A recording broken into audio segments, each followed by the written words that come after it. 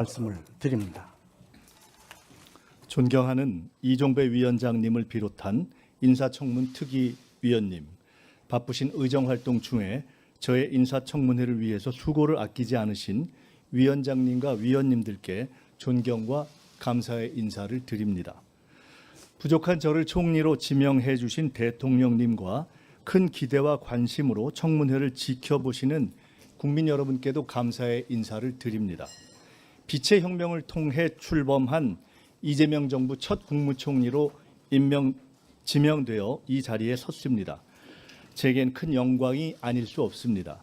하지만 지난 겨울 한파와 눈보라에도 굴하지 않고 국민 주권과 민주주의를 지켜주신 국민 여러분의 기대에 부응하고 역사적 소명을 다해야 한다는 무거운 책임감이 더 크게 느껴집니다. 저는 총리로 지명된 이후 지난 20여일 동안 한편으로는 청문회에 성실히 임할 준비를 하면서 다른 한편으로는 새 정부가 어떤 방향과 속도로 일해야 하는지를 고민하고 성찰하는 시간을 가졌습니다. 그것이 정책 청문회를 준비하는 성의 있는 태도라고 믿고 쉼 없이 학습에 임했습니다. 오늘 위원님들께서 주시는 모든 질의에 성실히 답변 드리면서 제 정책적 비전과 구상도 함께 점검받는 시간이기를 희망합니다. 존경하는 청문위원 여러분, 대한민국은 지금 안팎으로 총체적 위기 상황에 직면해 있습니다. 12.3 불법 개혁의 부정적 여파는 정치, 경제, 사회, 외교, 안보, 문화 등 모든 분야에서 여전히 이어지고 있습니다. 대외적으로는 복합경제 위기, 공급망 재편, 중동 정세 불안 등 급변하는 국제 정세가 우리 경제와 외교 안보 전반에 큰 부담으로 작용하고 있으며 국내적으로는 민생 경제 어려움 극복과 정책 신뢰 회복, 사회 갈등 완화 등 구조적 과제들이 산적해 있습니다. 슈퍼 복합 넛크래커 상황 속에서 IMF 상황 때보다 더 힘든 총체적 위기 상황이 올 수 있다는 우려가 현실로 다가왔습니다. 출범 20일을 맞는 이재명 정부는 위기 극복을 위한 총력전을 벌이고 있습니다. 민생 경제에 활력을 불어넣기 위한 다각적 조치를 빠르게 추진해 나가고 있습니다. 정부가 제출한 30조 5천억 추경안이 국회에서 통과되면 서민 경제와 골목 상권에 어느 정도 숨통이 트일 것입니다.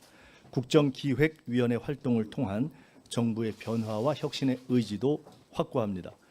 대통령님의 G7 정상회의 참석으로 손상됐던 대한민국 국격과 위상 회복을 세계에 알림과 동시에 우리 민주주의의 힘을 재차 확인시켜 주었습니다. 그러나 위기 극복의 길은 아직 멀고 험하기만 합니다.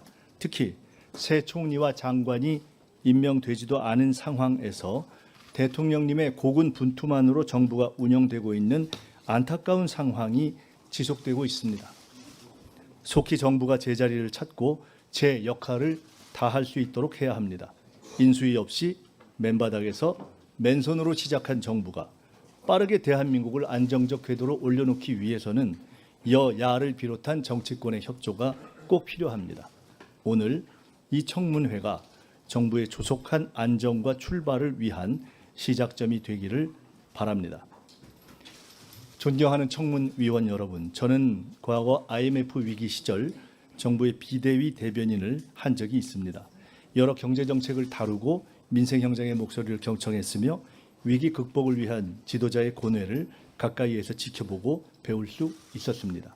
또한 국회 보건복지위원장으로서 민주당 정책위 의장으로서 국정 전반의 정책 현안을 많은 의원님 여러분과 함께 힘을 모아 풀어나온 바 있습니다.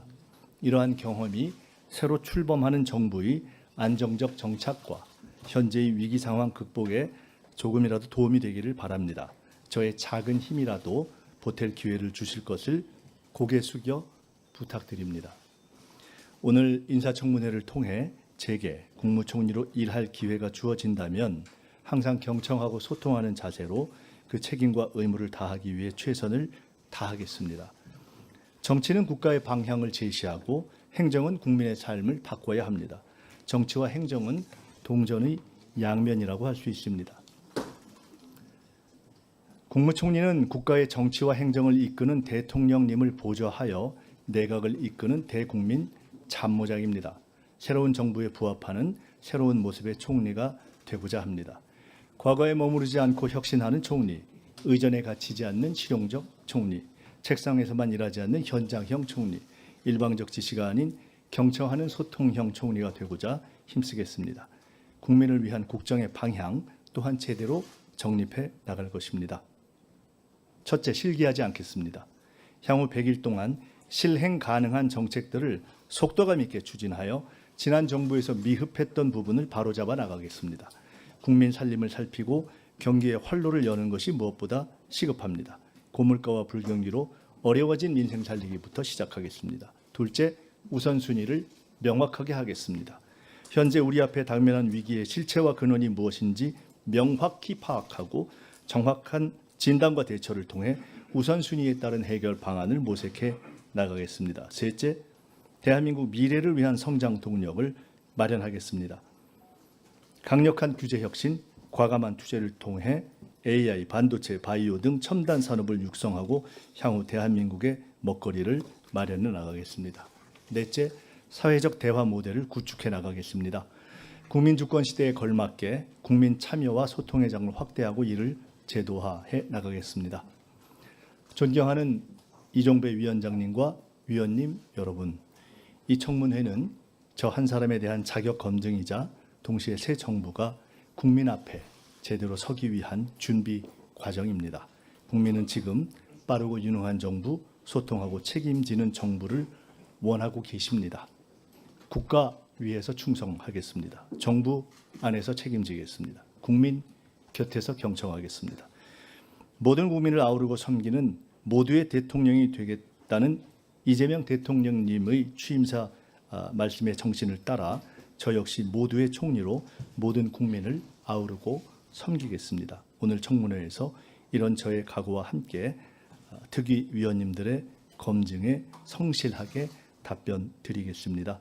국무총리로 일할 기회가 주어진다면 위원님들께서 주신 정책 제언을 임기 내내 가슴에 새기도록 하겠습니다. 국민 앞에서 늘 낮은 자세로 일하겠습니다. 감사합니다. 네, 수고하셨습니다. 자리에 앉아주시기 바랍니다.